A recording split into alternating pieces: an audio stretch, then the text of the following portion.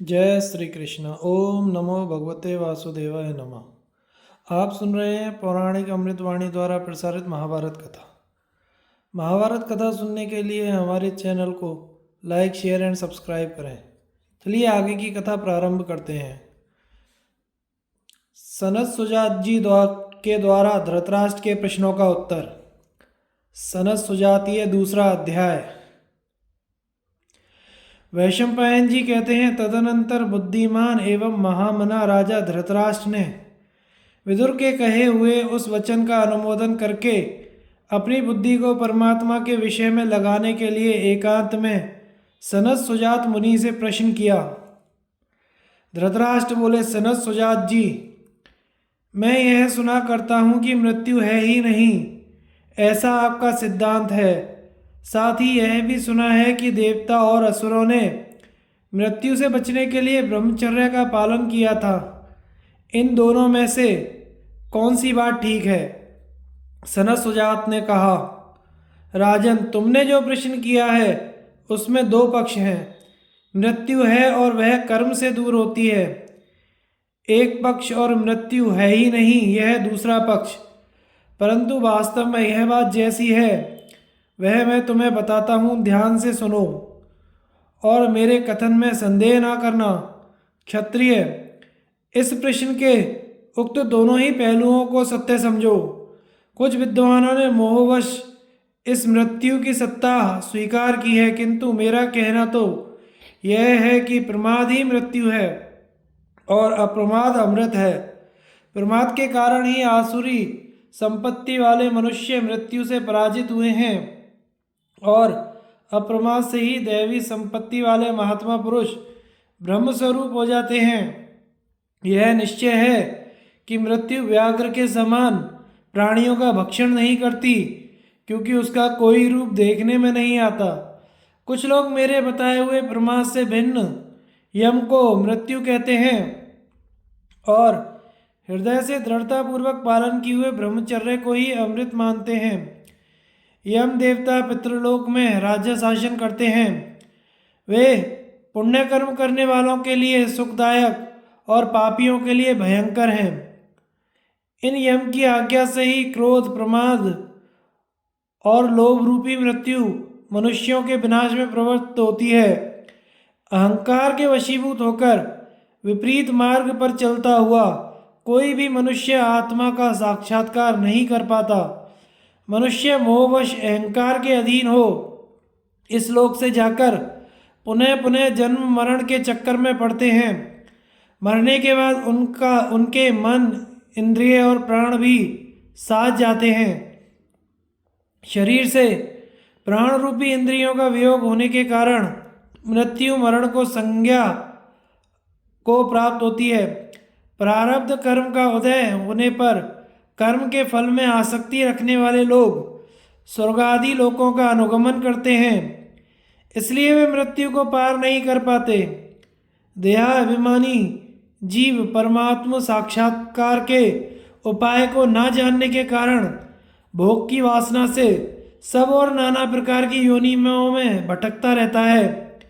इस प्रकार जो विषयों की ओर झुकाव है वह अवश्य ही इंद्रियों को महान मोह में डालने वाला है, और इन झूठे विषयों में राग रखने वाले मनुष्य की उनकी ओर प्रवृत्ति होनी स्वाभाविक है। मिथ्या भोगों में आसक्ति होने से जिसके अंतःकरण की ज्ञान शक्ति नष्ट हो गई है वह सब और विषयों का ही चिंतन करता हुआ मन ही मन उनका आस्वादन करता है। पहले तो विषयों का चिंतन ही लोगों को मारे डालता है, इसके बाद वह काम और क्रोध को साथ लेकर पुनः जल्दी ही प्रहार करता है। इस प्रकार ये विषय चिंतन, काम और क्रोध ही विवेकहीन मनुष्यों को मृत्यु के निकट पहुंचाते हैं। परंतु जो स्थिर बुद्धि वाले पुरुष हैं वे धैर्य से मनुष्य के पार हो जाते हैं। अतः जो मृत्यु को जीतने की इच्छा रखता है उसे चाहिए कि विषयों के स्वरूप का विचार करके उन्हें तुच्छ मानकर कुछ भी ना गिनते हुए उनकी कामनाओं को उत्पन्न होते ही नष्ट कर डाले। इस प्रकार जो विद्वान विषयों की इच्छा को मिटा देता है, उसको साधारण प्राणियों की मृत्यु की भांति मृत्यु नहीं मारती, अर्थात वह जन्म मरण से मुक्त हो जाता है। कामनाओं के पीछे चलने वाला मनुष्य कामनाओं के साथ ही नष्ट हो जाता है, और कामनाओं का त्याग कर देने पर जो कुछ भी दुख रूप रजोगुण है उस सबको वह नष्ट कर देता है। यह काम ही समस्त प्राणियों के लिए मोहक होने के कारण तमोगुण और अज्ञान रूप है, तथा नरक के समान दुखदायी देखा जाता है। जैसे मतवाले पुरुष चलते चलते गड्ढे की ओर दौड़ पड़ते हैं, वैसे ही कामी पुरुष भोगों में सुख मानकर उनकी ओर दौड़ते हैं। जिसके चित्त की वृत्तियां कामनाओं से मोहित नहीं हुई हैं, उस ज्ञानी पुरुष का इस लोक में तिनकों के बनाए हुए व्याघ्र के समान मृत्यु क्या बिगाड़ सकती है। इसलिए राजन, इस काम की आयु नष्ट करने की इच्छा से दूसरे किसी भी विषय भोग को कुछ भी ना गिनकर उसका चिंतन त्याग देना चाहिए। राजन, यह जो तुम्हारे शरीर के भीतर अंतरात्मा है, मोह के वशीभूत होकर यही क्रोध, लोभ और मृत्यु रूप हो जाता है। इस प्रकार मोह से होने वाले मृत्यु को जानकर जो ज्ञाननिष्ठ हो जाता है, वह उस लोक में मृत्यु से कभी नहीं डरता। उसके सामने आकर मृत्यु उसी प्रकार नष्ट हो जाती है जैसे मृत्यु के अधिकार में आया हुआ मरण धर्म मनुष्य। धृतराष्ट्र बोले, द्विजातियों के लिए यज्ञों द्वारा जिन पवित्रतम सनातन एवं श्रेष्ठ लोकों की प्राप्ति बताई गई है, यहाँ वेद उन्हीं को परम पुरुषार्थ कहते हैं। इस बात को जानने वाला विद्वान उत्तम कर्मों का ही आश्रय क्यों न ले। सनत सुजात ने कहा, राजन, अज्ञानी पुरुष ही इस प्रकार भिन्न भिन्न लोकों में गमन करता है तथा वेद कर्म के बहुत से प्रयोजन भी बताते हैं, परंतु जो निष्काम पुरुष है वह ज्ञान मार्ग के द्वारा अन्य सभी मार्गों का बोध करके परमात्मा स्वरूप होता हुआ ही परमात्मा को प्राप्त होता है। धृतराष्ट्र बोले, विद्वान, यदि वह परमात्मा ही क्रमशः संपूर्ण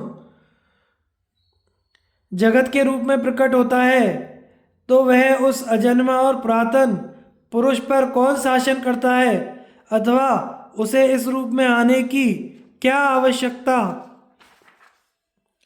है और क्या सुख मिलता है, यह सब मुझे ठीक ठीक बताइए।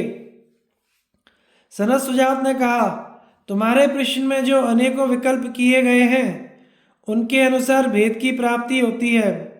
उसे स्वीकार कर लेने से महान दोष आता है, क्योंकि अनादि माया के संबंध में जीवों का नित्य प्रवाह चलता रहता है। ऐसा मानने से इस परमात्मा की महत्ता नष्ट नहीं होती। उसकी माया के संबंध से जीव भी पुनः पुनः उत्पन्न होते रहते हैं।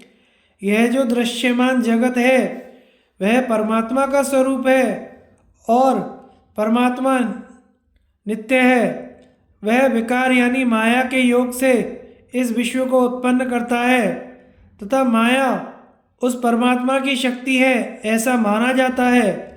और ऐसे ही अर्थ के प्रतिपादन में वेद प्रमाण हैं। धृतराष्ट्र बोले, इस जगत में कुछ लोग ऐसे हैं जो धर्म का आचरण नहीं करते तथा कुछ लोग उसका आचरण करते हैं। अतः मैं पूछता हूँ कि धर्म पाप के द्वारा नष्ट होता है या धर्म ही पाप को नष्ट कर देता है। सनत सुजात ने कहा, राजन, धर्म और पाप दोनों के दो प्रकार के फल होते हैं। उन दोनों का ही उपभोग करना पड़ता है। परमात्मा में स्थिर होने पर विद्वान पुरुष उस नित्य वस्तु के ज्ञान द्वारा अपने पूर्वकृत पाप और पुण्य दोनों का सदा के लिए नाश कर देता है। यदि ऐसी स्थिति नहीं हुई तो देहाभिमानी मनुष्य कभी पुण्य फल को प्राप्त करता है और कभी क्रमशः प्राप्त हुए पूर्वोपार्जित पाप के फल का अनुभव करता है। इस प्रकार पुण्य और पाप के जो स्वर्ग नरक रूप दो अस्थिर फल हैं, उनका भोग करके वह इस जगत में जन्म ले पुनः तदनुसार कर्मों में लग जाता है। किंतु कर्मों के तत्व को जानने वाला निष्काम पुरुष धर्म रूप कर्म के द्वारा अपने पूर्व पाप का यहाँ ही नाश कर देता है। इस प्रकार धर्म ही अत्यंत बलवान है। इसलिए धर्माचरण करने वालों को समय अनुसार अवश्य सिद्धि प्राप्त होती है। धृतराष्ट्र बोले, विद्वान, पुण्य कर्म करने वाले द्विजातियों को अपने अपने धर्म के फलस्वरूप जिन सनातन लोकों की प्राप्ति बताई गई है उनका क्रम बतलाइए, तथा उससे भिन्न जो अत्यंत उत्कृष्ट मोक्ष सुख है उसका भी निरूपण कीजिए। अब मैं सकाम कर्म की बात नहीं जानना चाहता।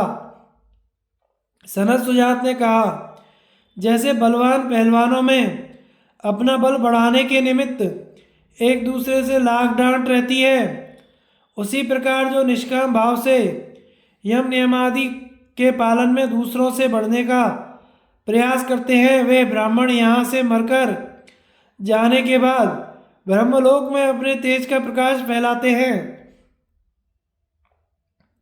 जिनकी वर्णाश्रम धर्म में स्पर्धा है उनके लिए वह ज्ञान का साधन है, किंतु वे ब्राह्मण यदि सकाम भाव से उसका अनुष्ठान करें तो मृत्यु के पश्चात यहाँ से देवताओं के निवास स्थान स्वर्ग में जाते हैं। ब्राह्मण के सम्यक आचार की वेद वेदता पुरुष प्रशंसा करते हैं, किंतु अपने में वर्णाश्रम का अभिमान रखने के कारण जो बहिर्मुख है उसे अधिक महत्व नहीं देना चाहिए। जो निष्काम भाव से श्रौत धर्म का पालन करने से अंतर्मुख हो गया है, ऐसे पुरुष को श्रेष्ठ समझना चाहिए। जैसे वर्षा ऋतु में तृण घास आदि बहुतायात होती है, उसी प्रकार जहाँ ब्रह्मवेत्ता सन्यासी योग के अन्न पान आदि की अधिकता मालूम पड़े उसी देश में रहकर जीवन निर्वाह करे। भूख प्यास को अपने को कष्ट ना पहुँचावे, किंतु जहाँ अपना महात्म्य प्रकाशित ना करने पर भय और अमंगल प्राप्त होता हो, वहाँ रहकर भी जो अपनी विशेषता प्रकट नहीं करता वही श्रेष्ठ पुरुष है, दूसरा नहीं। जो किसी को आत्म प्रशंसा करते देख जलता नहीं तथा ब्राह्मण के धन का अपहरण करके उपभोग नहीं करता, उसके अन्न को स्वीकार करने में सत्पुरुषों की सम्मति है। जैसे कुत्ता अपना वमन किया हुआ भी खा लेता है, उसी प्रकार जो अपने पराक्रम या पांडित्य का प्रदर्शन करके जीविका चलाते हैं वे सन्यासी वमन भोजन करने वाले हैं। इससे उनकी सदा ही अवनति होती है।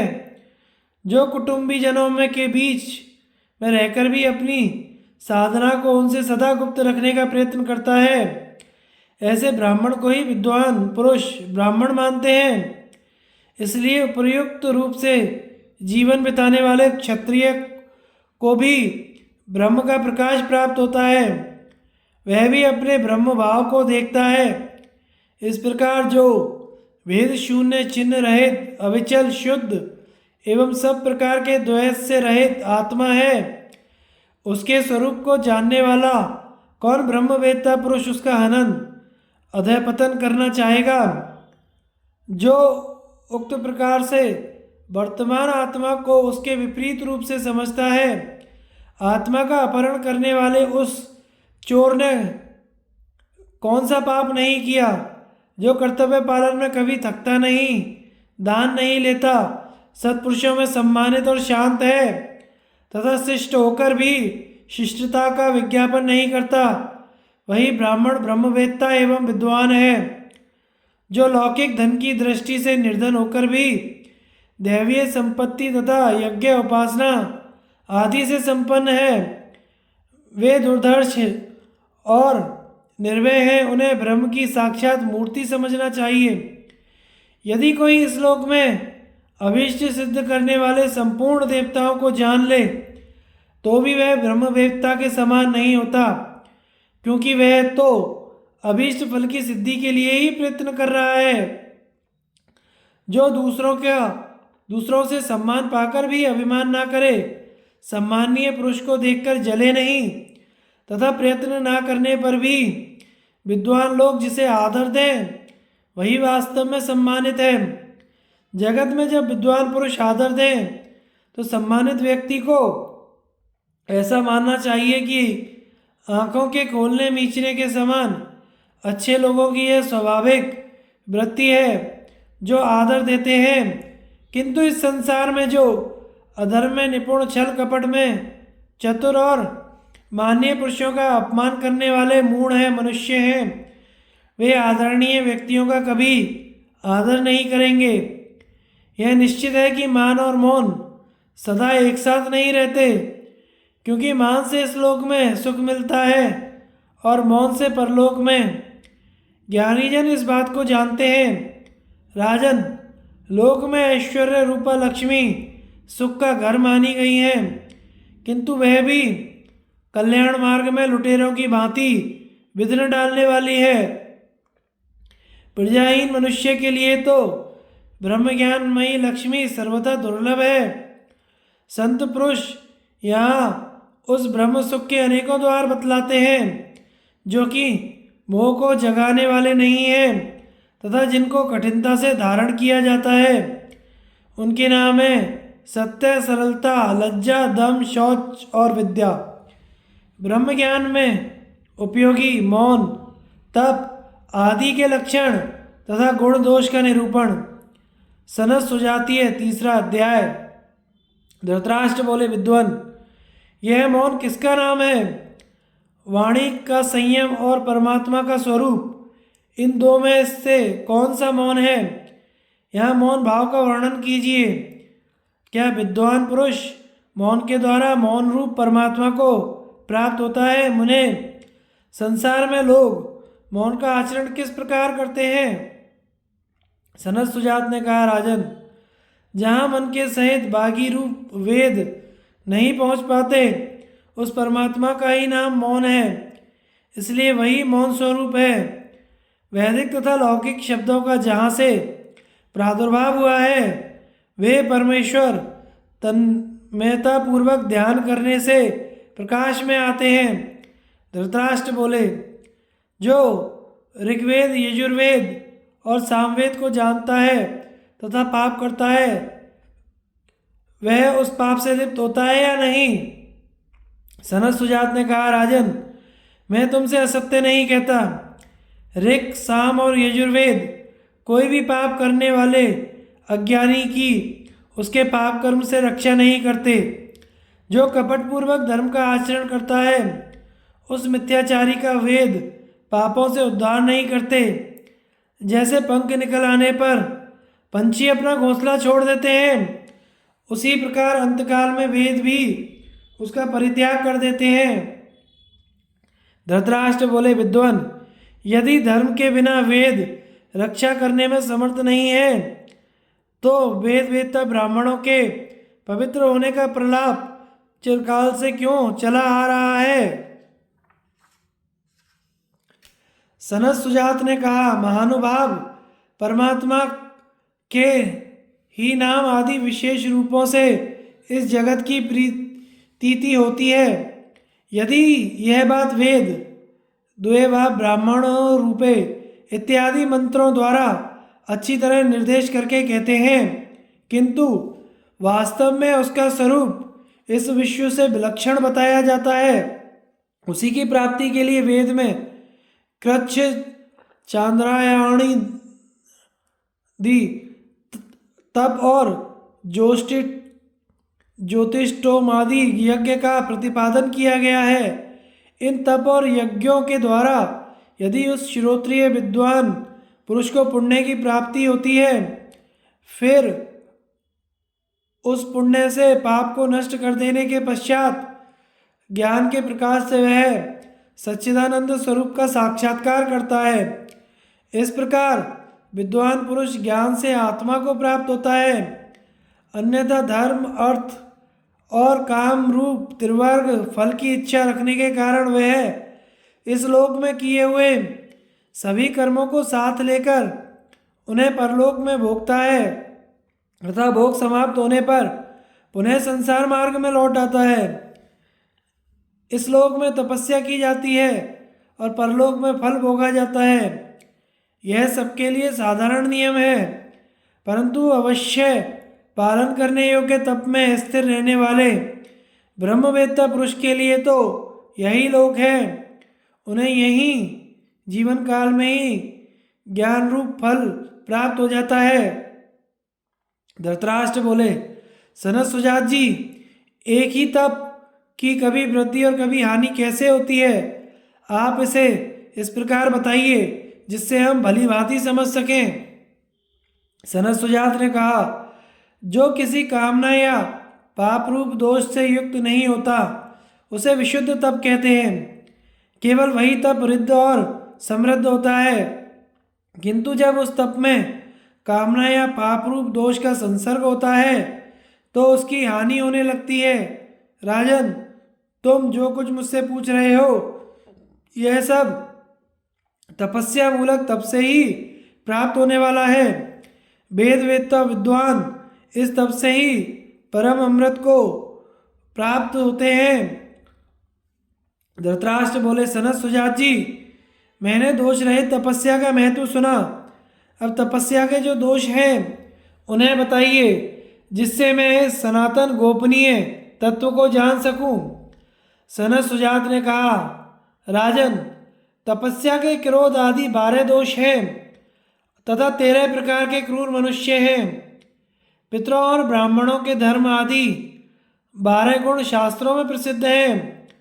काम, क्रोध, लोभ, मोह, असंतोष, निर्दयता, असूया, अभिमान, शोक, स्पृहा, ईर्ष्या और निंदा मनुष्यों में रहने वाले ये 12 दोष सदा त्याग देने योग्य हैं।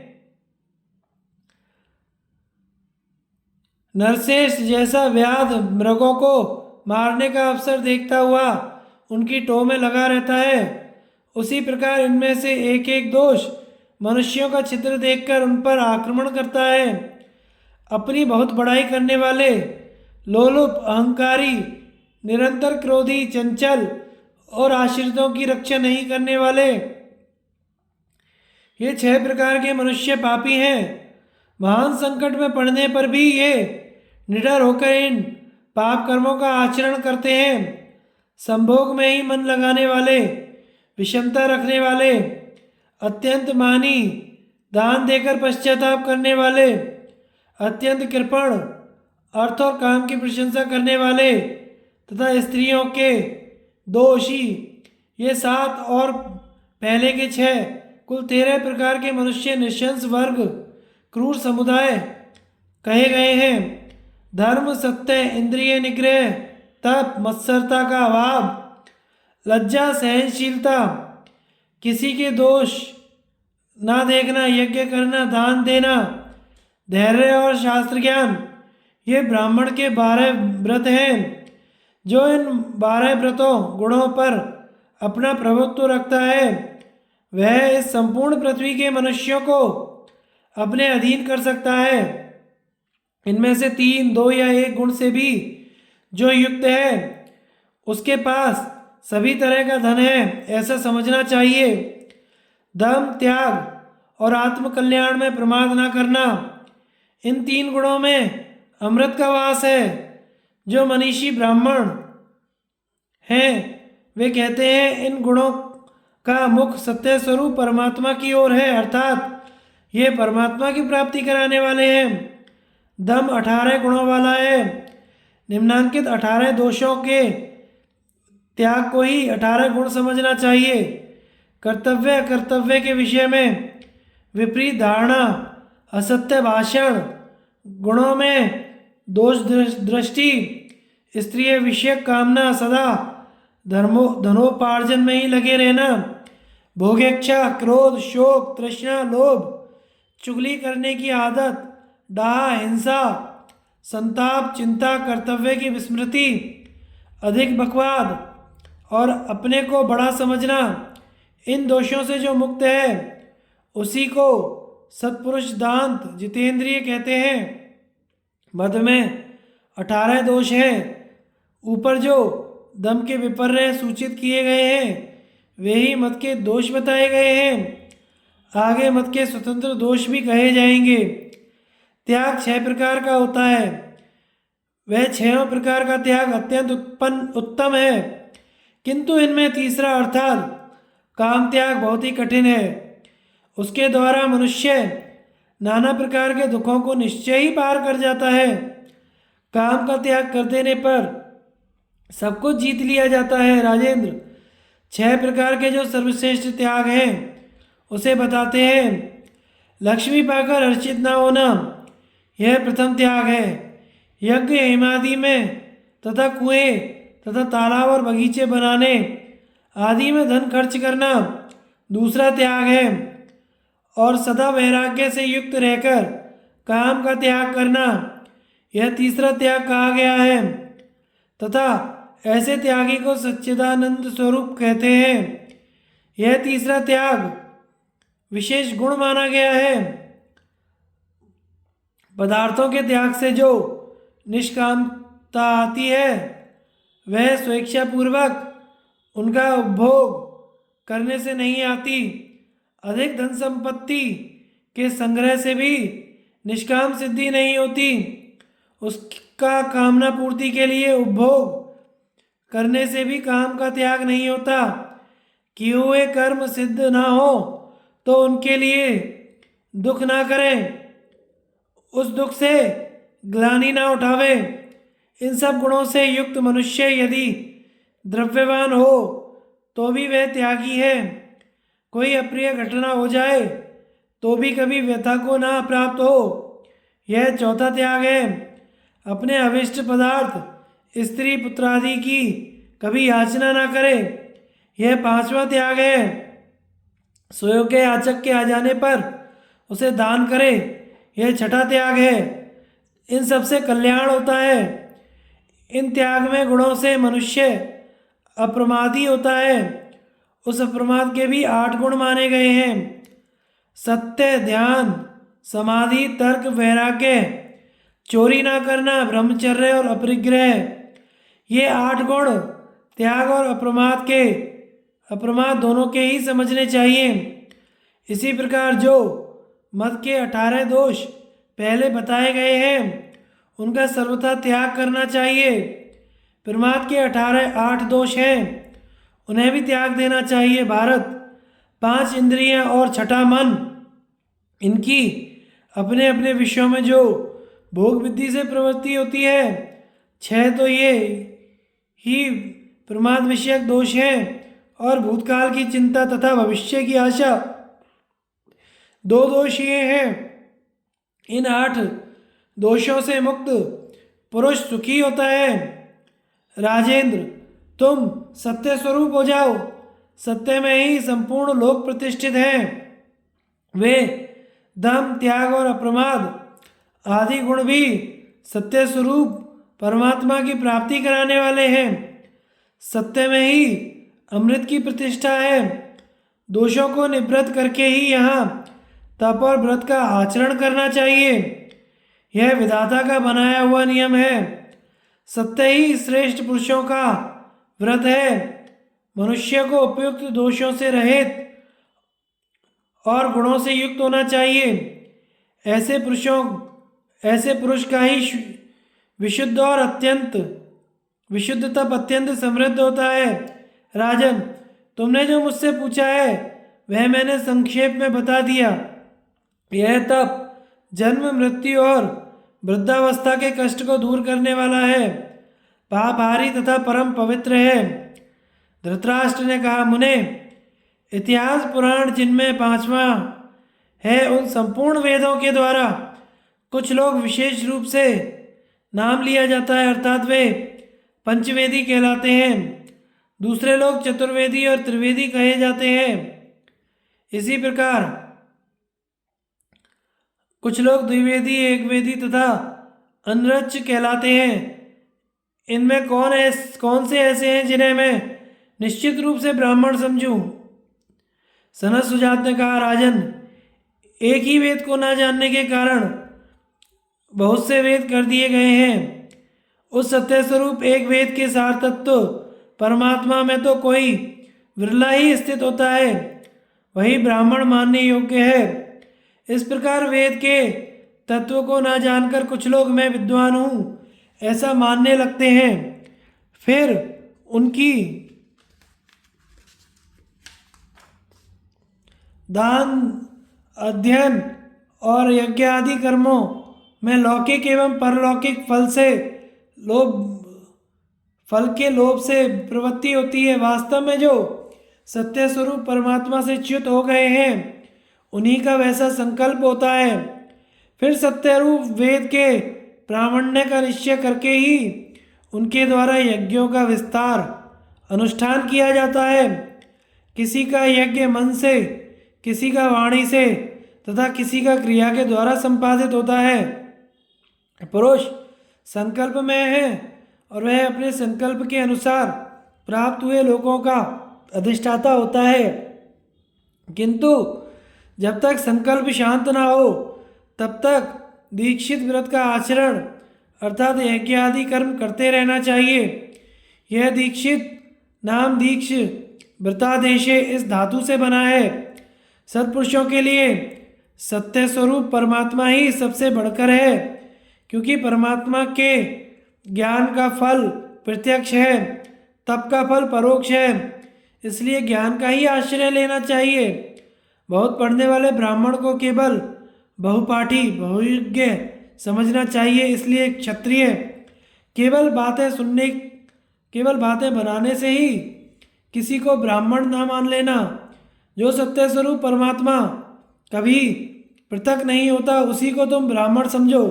राजन, अथर्वा मुनि एवं महर्षि समुदाय ने पूर्व काल में जिनका ज्ञान किया है वे ही छंद वेद हैं, किंतु संपूर्ण वेद पढ़ लेने पर भी जो वेदों के द्वारा जानने योग्य परमात्मा के तत्व को नहीं जानते वे वास्तव में वेद के विद्वान नहीं हैं।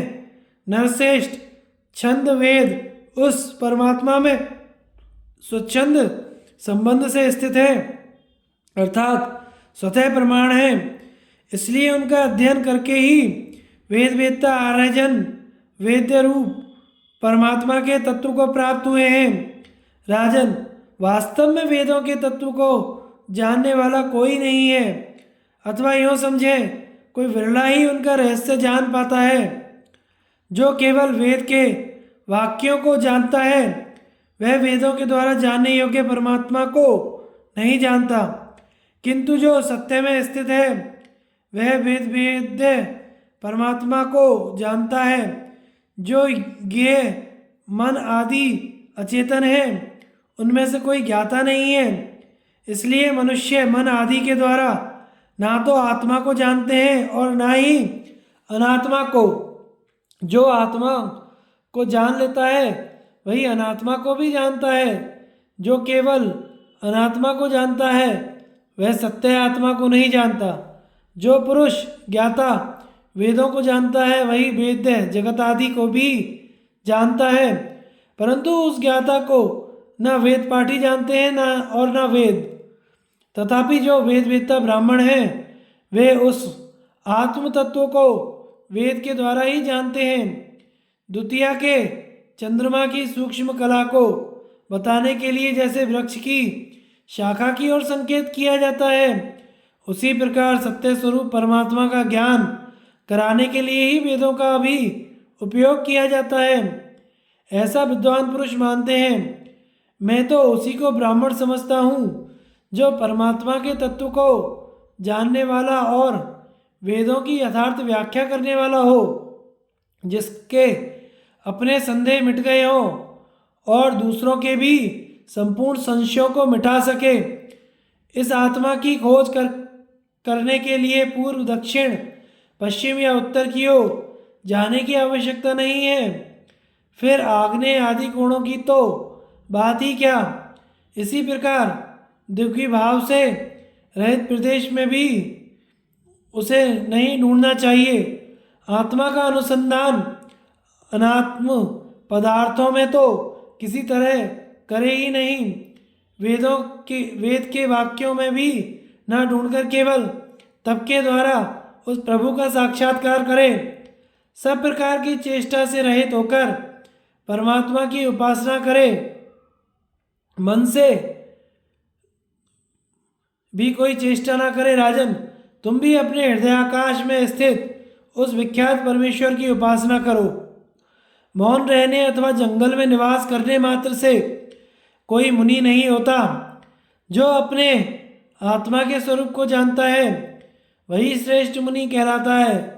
संपूर्ण अर्थों को व्याकृत प्रकट करने के कारण ज्ञानी पुरुष व्याकरण कहलाता है। यह समस्त अर्थों का प्रकटीकरण मूलभूत ब्रह्म से ही होता है, अतः वही मुख्य व्याकरण है। विद्वान पुरुष भी ब्रह्मभूत होने के कारण इसी प्रकार अर्थों को व्याकृत करता है, इसलिए वह भी व्याकरण है। जो संपूर्ण लोकों को प्रत्यक्ष देख लेता है वह मनुष्य उन सब लोकों का दृष्टा मात्र कहलाता है, सर्वज्ञ नहीं होता। किंतु जो एकमात्र सत्य स्वरूप ब्रह्म में स्थित है वह ब्रह्मवेत्ता ब्राह्मण सर्वज्ञ हो जाता है। राजन, पूर्वोक्त धर्म आदि में स्थित होने से, वेदों का विधिवत अध्ययन करने से भी मनुष्य इस प्रकार परमात्मा का साक्षात्कार करता है। यह बात अपनी बुद्धि द्वारा निश्चय करके मैं तुम्हें बता रहा हूँ। ब्रह्मचर्य तथा ब्रह्म का निरूपण। सनद सुजातीय, चौथा अध्याय। धृतराष्ट्र ने कहा, सनद सुजात जी, आप जिस सर्वोत्तम और सर्वरूपा ब्रह्म संबंधिनी विद्या का उपदेश कर रहे हैं उसमें विषय भोगों की चर्चा बिल्कुल नहीं है। कुमार, मेरा तो यह कहना है कि आप इस परम दुर्लभ विषय का पुनः प्रतिपादन करें। सनद सुजात ने कहा, राजन, तुम जो मुझसे प्रश्न करते समय अत्यंत हर्ष से फूल उठते हो, सो इस प्रकार जल्दबाजी करने से ब्रह्म की उपलब्धि नहीं होती। बुद्धि में मन के लय हो जाने पर सब वृत्तियों का निरोध करने वाली जो स्थिति है उसका नाम है ब्रह्म विद्या, और वह ब्रह्मचर्य का पालन करने से ही उपलब्ध होती है। धृतराष्ट्र ने कहा, जो कर्मों द्वारा आरंभ होने योग्य नहीं है तथा कार्य के समय भी जो इस आत्मा में ही रहती है, उस अनंत ब्रह्म से संबंध रखने वाली इस सनातन विद्या को यदि आप ब्रह्मचर्य से ही प्राप्त होने योग्य बता रहे हैं तो मेरे जैसे लोग ब्रह्म संबंधी अमृत मोक्ष को कैसे पा सकते हैं। सनद सुजात जी बोले, अब मैं अव्यक्त ब्रह्म से संबंध रखने वाली उस पुरातन विद्या का वर्णन करूंगा जो मनुष्यों को बुद्धि और ब्रह्मचर्य द्वारा प्राप्त होती है, जिसे पाकर विद्वान पुरुष इस मरण धर्मा शरीर को सदा के लिए त्याग देते हैं तथा जो बुद्धि गुरुजनों में नित्य विद्यमान रहती है। धृतराष्ट्र ने कहा, ब्राह्मण, यदि वह ब्रह्म विद्या ब्रह्मचर्य के द्वारा ही सुगमता से जानी जा सकती है तो पहले मुझे यही बताइए कि ब्रह्मचर्य का पालन कैसे होता है। सनद सुजात जी बोले, जो लोग आचार्य के आश्रम में प्रवेश कर अपनी सेवा से उनके अंतरंग भक्त हो ब्रह्मचर्य का पालन करते हैं वे यहाँ ही शास्त्रकार हो जाते हैं और देह त्याग के पश्चात परम योग रूप परमात्मा को प्राप्त होते हैं। इस संसार में रहकर जो संपूर्ण कामनाओं को जीत लेते हैं और ब्राह्मी स्थिति प्राप्त करने के लिए ही नाना प्रकार के द्वंद्वों को सहन करते हैं, वे सत्वगुण में स्थित हो यहाँ ही मून से सीख की भांति इस देह से आत्मा को विवेक के द्वारा पृथक कर लेते हैं। भारत, यद्यपि माता और पिता ये दोनों ही इस शरीर को जन्म देते हैं, तथापि आचार्य के उपदेश से जो जन्म प्राप्त होता है वह परम पवित्र और अजर अमर है। जो परमार्थ तत्व के उपदेश से सत्य को प्रकट करके अमरत्व प्रदान करते हुए ब्राह्मण आदि वर्णों की रक्षा करते हैं, उन आचार्य को पिता माता ही समझना चाहिए। उनके किए हुए उपकार का स्मरण करके कभी उनसे द्रोह नहीं करना चाहिए। ब्रह्मचारी शिष्य को चाहिए कि वह नित्य गुरु को प्रणाम करे, बाहर भीतर से पवित्र हो प्रमाद छोड़कर स्वाध्याय में मन लगावे, अभिमान ना करे, मन में क्रोध को स्थान ना दे। यह ब्रह्मचर्य का पहला चरण है। जो शिष्य वृत्ति के क्रम से ही जीवन निर्वाह करता हुआ पवित्र हो विद्या प्राप्त करता है, उसका यह नियम भी ब्रह्मचर्य व्रत का पहला ही पाद कहलाता है। अपने प्राण और धन लगाकर भी मन, वाणी तथा कर्म से आचार्य का प्रिय करे, यह द्वितीय पाद कहा जाता है। मनुष्य के प्रति शिष्य का जैसा श्रद्धा और सम्मानपूर्ण बर्ताव हो, वैसा ही गुरु की पत्नी और पुत्र के साथ होना चाहिए। यह ब्रह्मचर्य का द्वितीय पाद कहलाता है। आचार्य ने जो अपना उपकार किया उसे ध्यान में रखकर तथा उससे जो प्रयोजन सिद्ध हुआ है उसका विचार करके मन ही मन अत्यंत प्रसन्न होकर शिष्य आचार्य के प्रति जो ऐसा भाव रखता है कि इन्होंने मुझे बड़ी उन्नत अवस्था में पहुंचा दिया, यह ब्रह्मचर्य का तीसरा पाद है। आचार्य के उपकार का बदला चुकाए बिना अर्थात गुरु दक्षिणा आदि के द्वारा उन्हें संतुष्ट किए बिना विद्वान शिष्य वहाँ से अन्यत्र ना जाए। दक्षिणा देकर या सेवा करके कभी मन में ऐसा विचार न लावे कि मैं गुरु का उपकार कर रहा हूँ, तथा मुंह से भी यह कभी ऐसी बात ना निकाले। यह ब्रह्मचर्य का चौथा पाद है। ब्रह्मचारी शिष्य पहले गुरु के निकट शिक्षा और सदाचार का एक चरण प्राप्त करता है, फिर उत्साहपूर्वक तीक्ष्ण बुद्धि के द्वारा उसे दूसरे पाद का ज्ञान होता है। तत्पश्चात अधिक काल तक मनन करने से वह तीसरे पाद का ज्ञान प्राप्त करता है।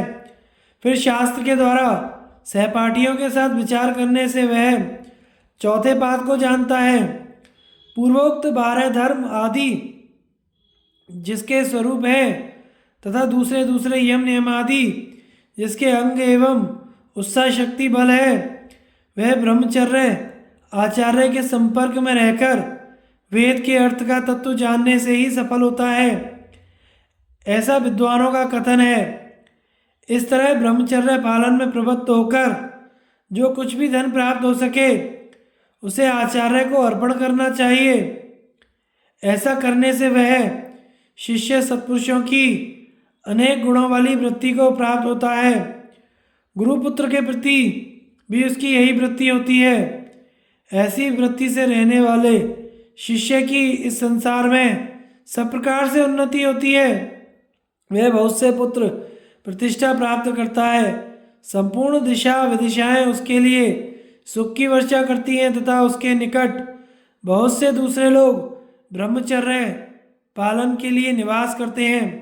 इस ब्रह्मचर्य के पालन से ही देवताओं ने देवत्व प्राप्त किया और महान सौभाग्यशाली मनीषी ऋषियों को ब्रह्मलोक की प्राप्ति हुई। इसी के प्रभाव से गंधर्वों और अप्सराओं को दिव्य रूप प्राप्त हुआ और इस ब्रह्मचर्य के प्रताप से ही सूर्यदेव समस्त लोगों को प्रकाशित करने में समर्थ होते हैं।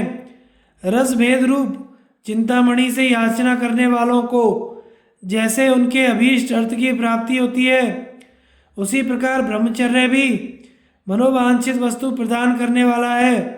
ऐसा समझकर ये ऋषि देवता आदि ब्रह्मचर्य के पालन से वैसे भाव को प्राप्त हुए। राजन, जो इस ब्रह्मचर्य का आश्रय लेता है वह ब्रह्मचारी यम नियम आदि तप का आचरण करता हुआ अपने संपूर्ण शरीर को भी पवित्र बना लेता है तथा इससे विद्वान पुरुष निश्चय ही आत्मबल को प्राप्त होता है।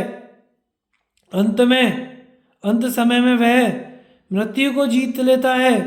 राजन, सकाम पुरुष अपने पुण्य कर्मों के द्वारा नाशवान लोगों को ही प्राप्त करते हैं, किंतु जो ब्रह्म को जानने वाला विद्वान है वही उस ज्ञान के द्वारा सर्वस्वरूप परमात्मा को प्राप्त होता है।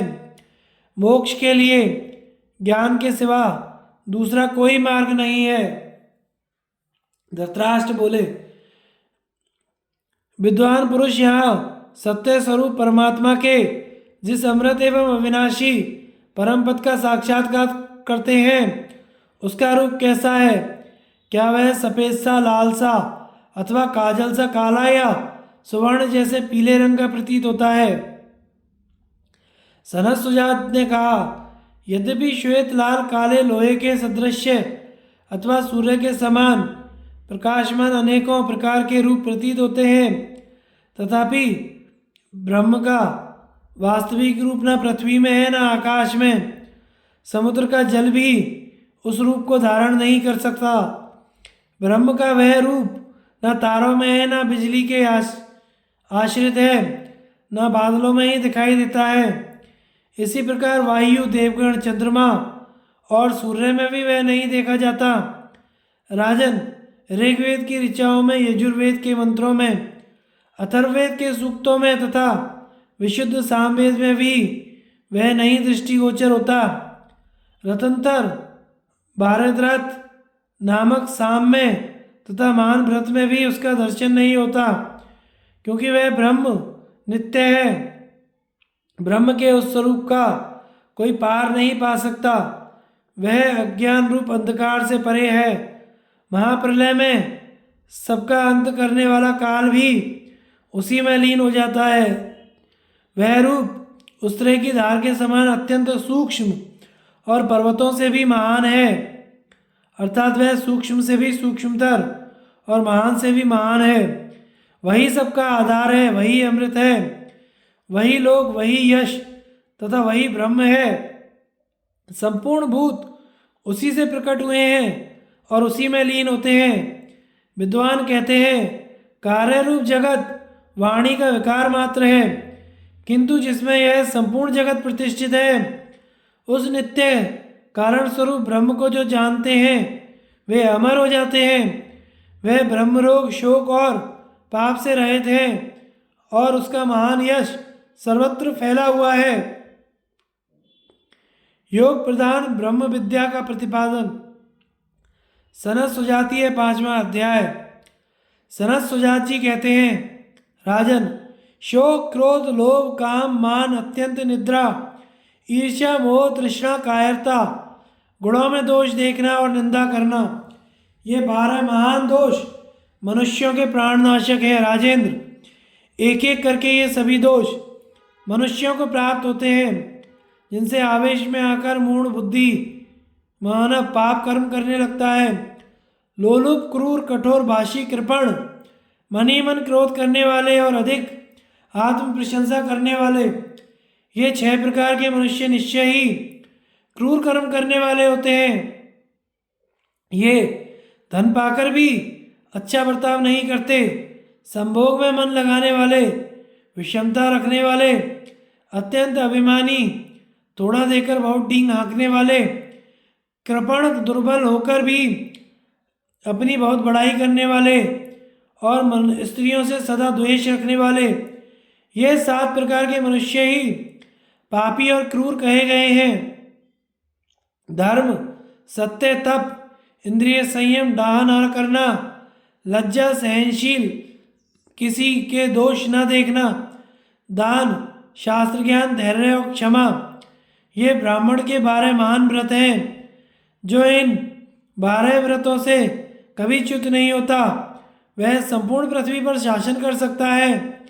इनमें से 3, 2 या 1 गुण से भी जो युक्त है, उसका अपना कुछ भी नहीं होता, ऐसा समझना चाहिए। अर्थात उसकी किसी भी वस्तु में ममता नहीं होती।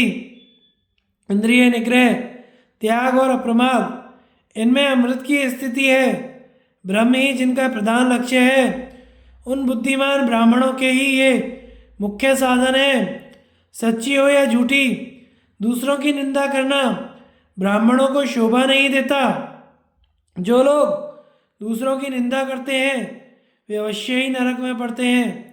मत के 18 दोष हैं, जो पहले सूचित करके भी स्पष्ट रूप से नहीं बताए गए हैं।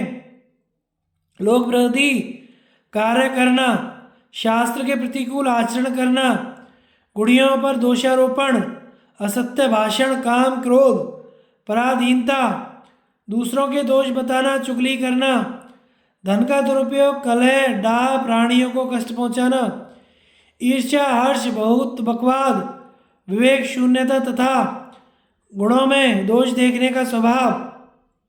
इसलिए विद्वान पुरुष को मत के वशीभूत नहीं होना चाहिए, क्योंकि सत्पुरुषों ने इसकी सदा ही निंदा की है। सौहार्द, मित्रता के 6 गुण हैं जो अवश्य ही जानने योग्य हैं। सुहृद का प्रिय होने पर हर्षित होना और अप्रिय होने पर मन में कष्ट का अनुभव करना, ये 2 गुण हैं। तीसरा गुण यह है कि अपना जो कुछ चिर संचित धन है उसे मित्र के मांगने पर दे डालें। मित्र के लिए अयाच्य वस्तु भी अवश्य देने योग्य होती है, और तो क्या सुहृदय के मांगने पर वह शुद्ध भाव से अपने प्रिय पुत्र, वैभव तथा पत्नी को भी उसके हित के लिए निछावर कर देता है। मित्र को धन देकर उसके यहाँ प्रत्युपकार पाने की कामना से निवास ना करे, यह चौथा गुण है। अपने परिश्रम से उपार्जित धन का उपभोग करे, मित्र की कमाई पर अवलंबित ना रहे, यह 5वां गुण है। तथा मित्र की भलाई के लिए अपने भले की परवाह ना करे, यह 6ठा गुण है। जो धनी गृहस्थ इस प्रकार गुणवान, त्यागी और सात्विक होता है, वह अपनी 5 इंद्रियों से 5 विषयों को हटा लेता है। जो वैराग्य की कमी के कारण सत्व से भ्रष्ट हो गए हैं, ऐसे मनुष्यों के दिव्य लोकों की प्राप्ति के संकल्प से संचित किया हुआ यह इंद्रिय निग्रह रूप तप समृद्ध होने पर भी केवल ऊर्ध्व लोकों की प्राप्ति का कारण होता है, मुक्ति का नहीं। क्योंकि सत्यस्वरूप ब्रह्म का बोध ना होने से ही इन सकाम यज्ञों की वृद्धि होती है। किसी का यज्ञ मन से, किसी का वाणी से, किसी का क्रिया के द्वारा संपन्न होता है। संकल्प सिद्ध अर्थात सकाम पुरुष से संकल्प रहित निष्काम पुरुष की स्थिति ऊंची होती है, किंतु ब्रह्मवेत्ता की स्थिति उससे भी विशिष्ट है। इसके सिवा एक बात और बताता हूँ, सुनो। यह महत्वपूर्ण शास्त्र परम यश रूप परमात्मा की प्राप्ति कराने वाला है। इसे शिष्यों को अवश्य पढ़ाना चाहिए। परमात्मा से भिन्न यह सारा दृश्य प्रपंच वाणी का विकार मात्र है, ऐसा विद्वान लोग कहते हैं। इस योग शास्त्र में यह परमात्मा विषयक संपूर्ण ज्ञान प्रतिष्ठित है। जो इसे जान लेते हैं वे अमर हो जाते हैं। राजन, केवल सकाम पुण्य कर्म के द्वारा सत्यस्वरूप ब्रह्म को नहीं जीता जा सकता, अथवा जो हवन या यज्ञ किया जाता है उससे भी अज्ञानी पुरुष अमरत्व को नहीं पा सकता। अंतकाल में उसे शांति भी नहीं मिलती। इस प्रकार की चेष्टा से रहित होकर एकांत में उपासना करे, मन से भी कोई चेष्टा ना होने दे, तथा स्तुति से, प्रेम और निंदा से क्रोध ना करे।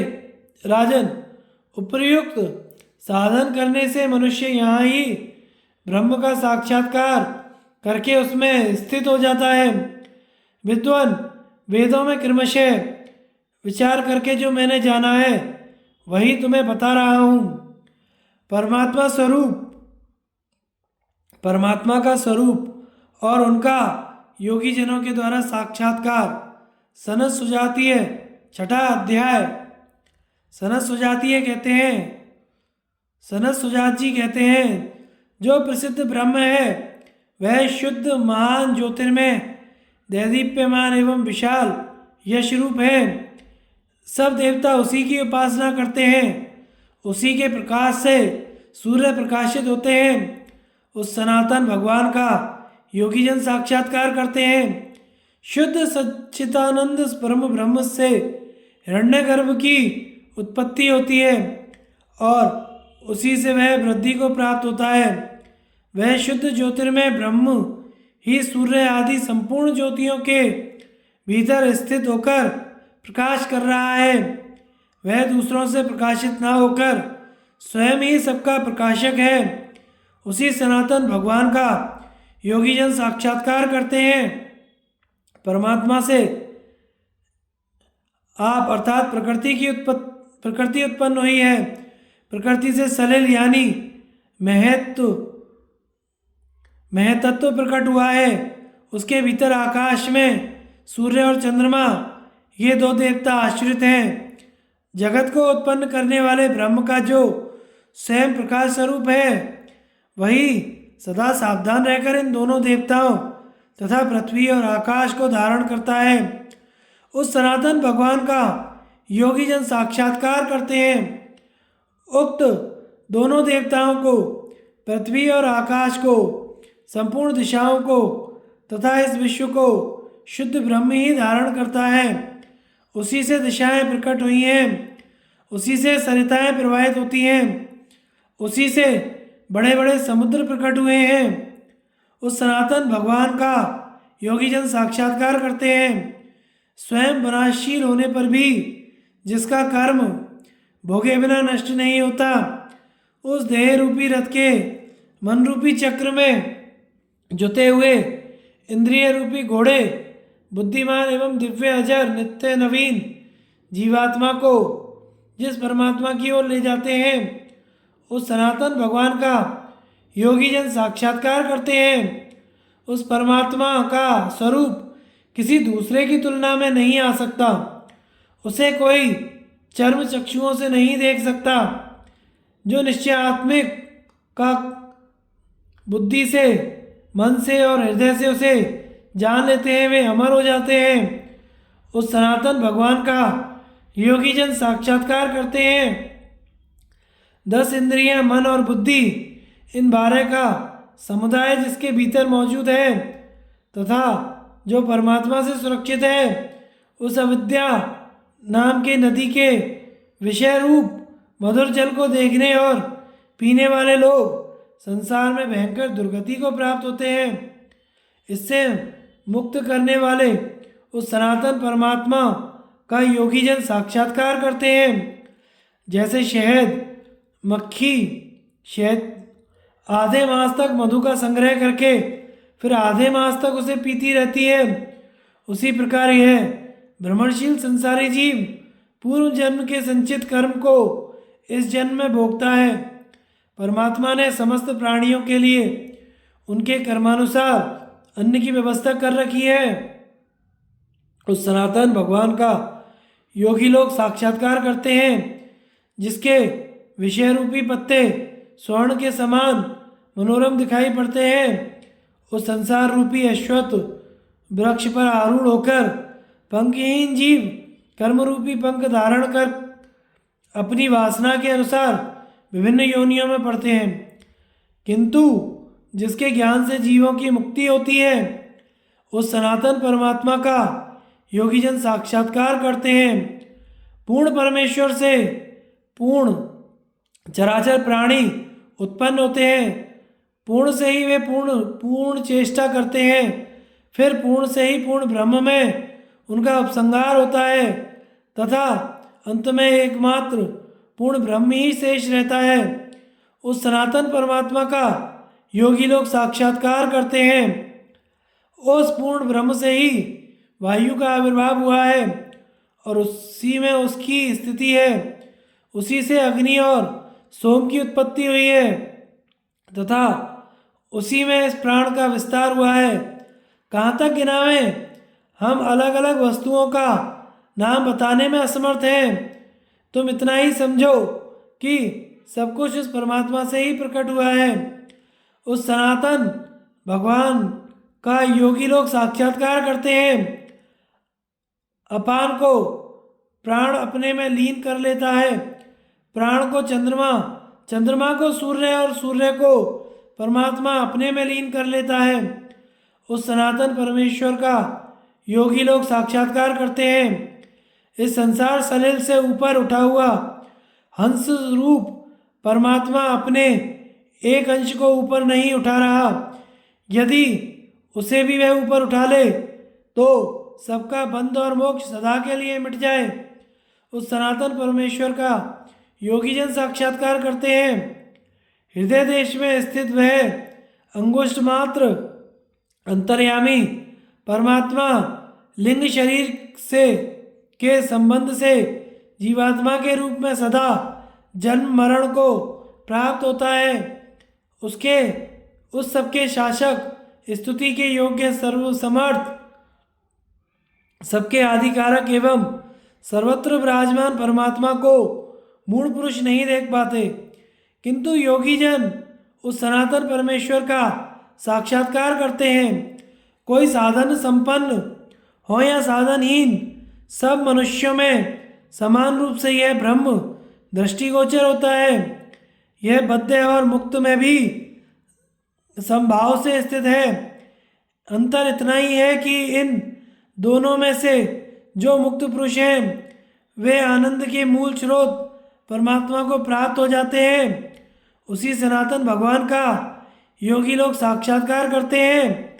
विद्वान पुरुष ब्रह्म विद्या के द्वारा इस लोक और परलोक दोनों को व्याप्त करके ब्रह्म भाव को प्राप्त होता है। उस समय उसके द्वारा यदि अग्निहोत्र आदि कर्म ना भी हुए हो तो भी वे पूर्ण हुए समझे जाते हैं। राजन, यह ब्रह्म विद्या तुम में लघुता न आने दे तथा इसके द्वारा तुम्हें वह ज्ञान प्राप्त हो जिसे धीर पुरुष ही प्राप्त करते हैं।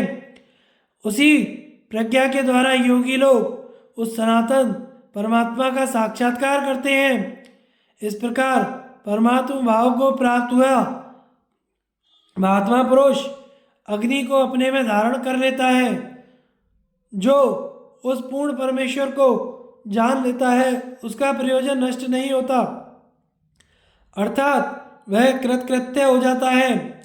उस सनातन परमात्मा का योगी लोग साक्षात्कार करते हैं।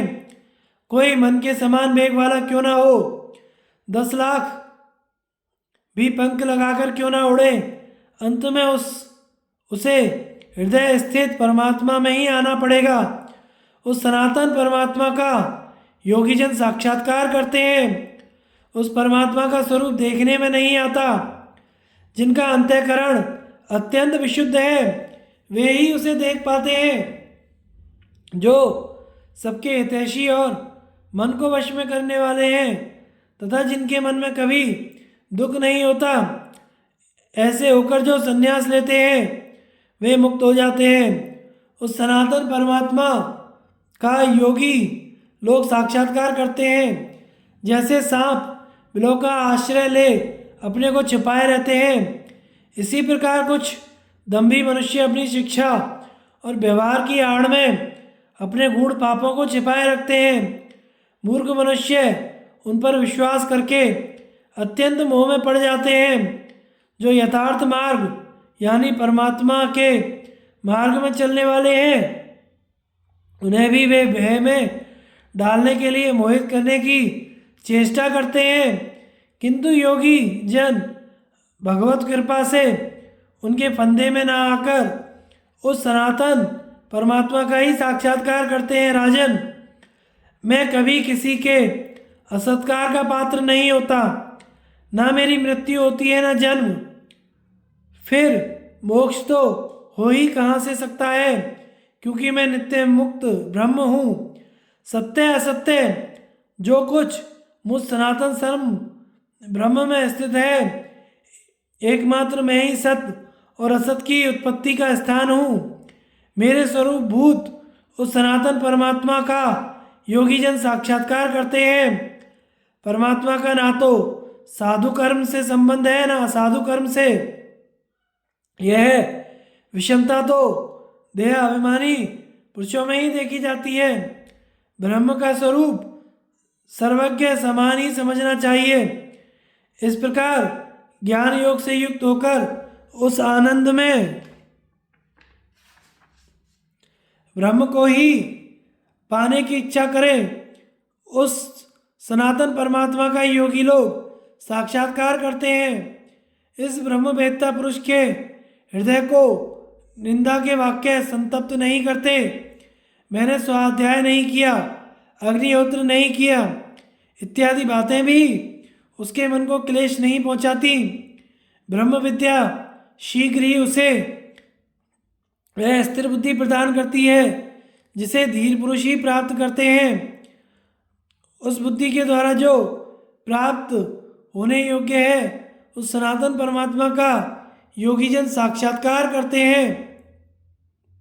इस प्रकार जो समस्त भूतों में परमात्मा को निरंतर देखता है वह ऐसी दृष्टि प्राप्त होने के अनंतर अन्यान्य विषय भोगों में आसक्त मनुष्यों के लिए क्या शोक करे।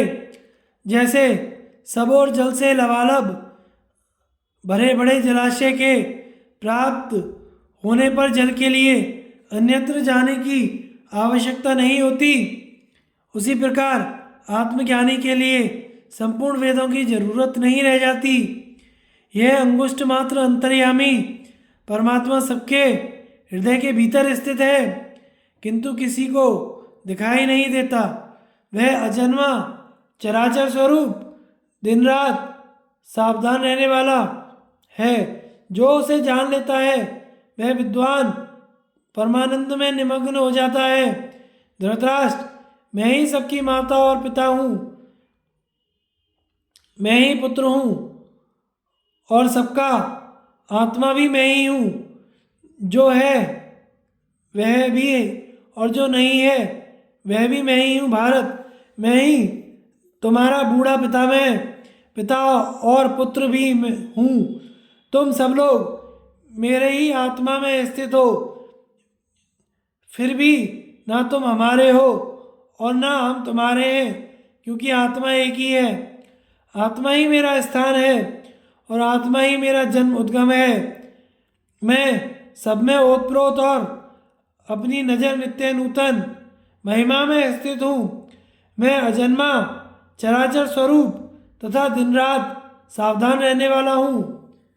मुझे जानकर विद्वान पुरुष परम प्रसन्न हो जाता है।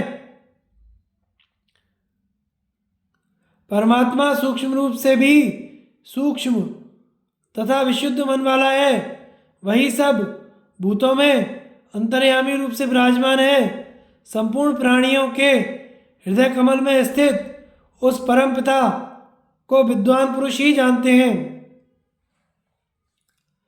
आगे की कथा हम अगले भाग में प्रसारित करेंगे। हमारे चैनल को लाइक, शेयर एंड सब्सक्राइब करें। धन्यवाद।